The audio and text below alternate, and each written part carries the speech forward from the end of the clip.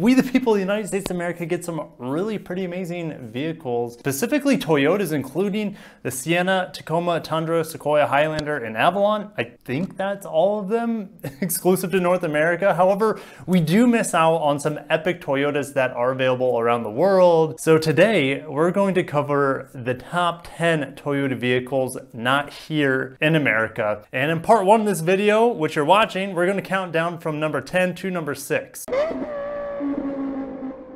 Hi, my name is Kirk and this channel is dedicated to you for Toyota and Lexus vehicle fans out there. So feel free to subscribe and join the luxurious fleet and hit the bell icon so you don't miss out on part 2 where we go through, numbers 5 through 1. Okay, so number 10, the Yaris.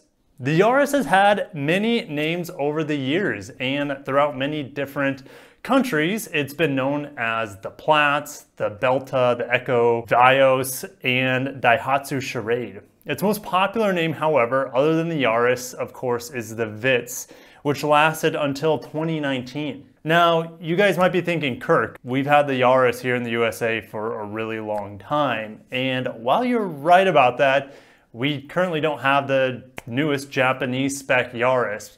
The 2015 Yaris was discontinued in a sense in the United States. It was renamed under the Scion brand as the IA. And when Scion went under and they were discontinued, the IA was renamed the Toyota Yaris IA from 2016 to 2017. In 2018 and later, Toyota renamed the IA Yaris just back to the normal Yaris based off the Mexican-built Mazda 2. It's nowhere near the vehicle the newly announced redesigned TNGA B platform Yaris is, with its variety of hybrid power plants, features, and it's pretty cool styling too. And before we move on to number 9, we must mention the all-new GR Yaris, the all-wheel drive rally car with 260 horsepower from a turbo 3-cylinder motor mated to a 6-speed manual. Sadly, I don't think we'll ever see the GR Yaris here in the States, but man, I hope I am wrong. Number 9, the Daihatsu Thor. The Daihatsu brand hasn't been in America since 1992, with just a short 5-year stint here before that. However, this is Japan's oldest internal combustion engine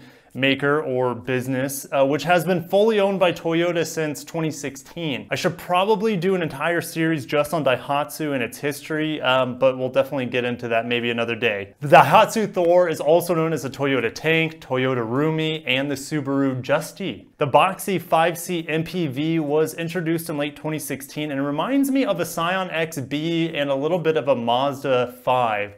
Which is no longer being made. It has a 1-liter inline 3-cylinder motor producing 68 horsepower.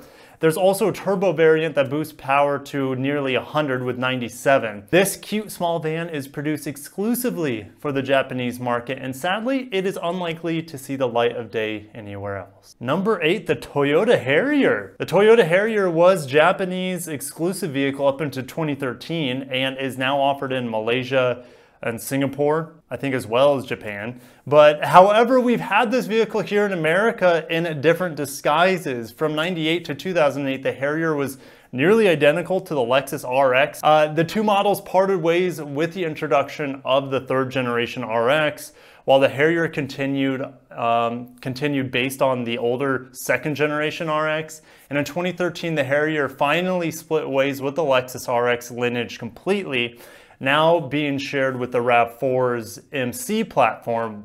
The new RAV4 has a TNGA platform, so it's even an older platform than the current one. So in 2017, the Harrier received a facelift and added the 8AR FTS motor that the Lexus NX has, and it is a 2-liter turbo producing around 230 horsepower and 260 pound-feet of torque. It has a naturally aspirated 2-liter and a 2.5-liter hybrid system is available. It's hard to say if the Harrier will continue to be offered with the next generation model based on a TNGA-K platform. My gut is telling me that the RAV4 might phase that vehicle out from the bottom, and the upcoming TNGA-K Lexus NX in 2021 will phase it out from the top end. Do you guys think the Harrier will stick around for another generation? Let me know in the comments. Number 7, and aptly named, the Sienta. Like the Daihatsu Thor and earlier car on the list, the van thing we talked about. The Sienta is also a van. It's an MPV, and we have another van coming later on the list, but that's actually in a separate video. The larger than Thor Sienta has been around since 2003 and is available in several markets, including Japan, Indonesia, Hong Kong, Singapore, Malaysia, Taiwan, Laos, and Thailand. Don't ask me why Vietnam and Cambodia aren't on the list there, but this van has a very similar name to the much bigger cousin, the Toyota Sienna here in the States, and it takes its name from the Spanish word siete, which means 7. And of course that means 7 on the list, but the first gen ran from 2003 to 2015 with the second gen debuting in the summer of 2015 with an added hybrid option with just 1.5 liters of displacement. The van gets ridiculous gas mileage. In the Japanese cycle, it's 64 miles per gallon. That's probably closer to around 50 miles per gallon here stateside. The most similar vehicle, the Sienta we saw in the US, was probably the Prius V that was discontinued in 2017. Number 6 on the list is the beloved Hilux, and has been around for a very, very long time, guys. It is a smaller pickup truck, kind of like the Tacoma here in the States. And in fact, it was replaced by the Tacoma in 1995 here in North America. There have been 8 generations of this highly durable machine dating back to 1968. We'll just summarize the past 3 generations here today.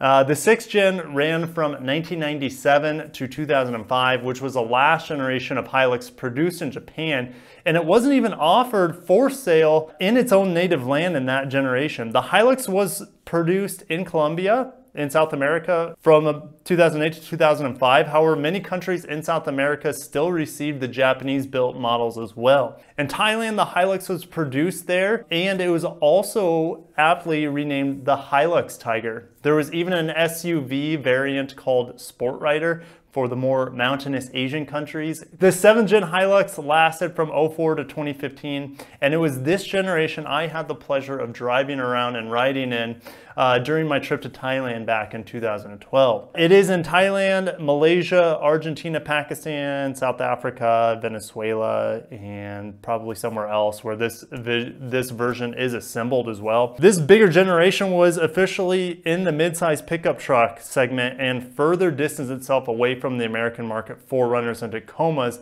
having a much different ladder frame based off a modified 6th generation Hilux. All Hilux generations have received a host of power plant options, including inline 4s of petrol, which is gasoline for my USA friends, as well as diesel. In 2008, Australia received a supercharged 4-liter V6 with over 300 horsepower called the TRD Hilux. I can think of a couple fans here in the United States would kill to have something like that. In 2015, Toyota rolled out this newest 8th generation Hilux. The design uses keen look design language shared with the Toyota Corolla with its sleek headlights, LED daytime running lights. In 2019, Toyota said they have plans to come out with an EV or an electric version of the Hilux by 2025. I expect this to be a hybrid, not a fully charged battery electric vehicle. And in September of 2017, the Hilux was finally reintroduced back into Japan for the first time in 13 years, which ironically is now imported from Thailand. There have been rumors that the next Hilux and Tacoma, and 4Runner for that matter, will reform and be nearly identical to each other based off of the TNGA F platform. Luxurious Fleet. Would you guys like to see all these models kind of glue back together? Let me know. I'll see you in the comments on that one. Well, that does it for the first part of the top 10 Toyota vehicles we do not get here in the United States and North America for that matter. Which of these has been your favorite so far? I can't wait to share with you guys part 2, which is going to have vehicles number 5 through number 1 on them. Just super awesome cars I'm so excited to share with you. And if you made it this far and you haven't hit the like button, go ahead and do that, and subscribe if you're not already for more Toyota and Lexus content in the future. Thank you so much for watching, guys, and I'll catch you in the next one. Peace out.